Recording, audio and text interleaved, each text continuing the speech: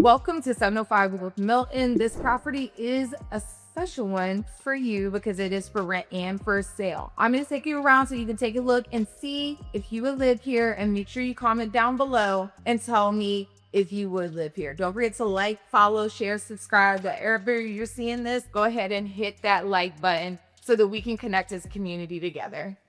See ya. So this is right from the front door of this property, and it is beautiful. It does have this beautiful bay window, so then you have lots of natural light, but we have beautiful recessed lights through this property as well. So now I will tell you, our kitchen does not have our stove in it yet, but it's okay. We're gonna get the stove action going for you. So we'll have a stove in here whenever you are ready. Also, the basement is unfinished on this one, so I'm not gonna show you that. But I hope you like it. Let me know what you think in the comments.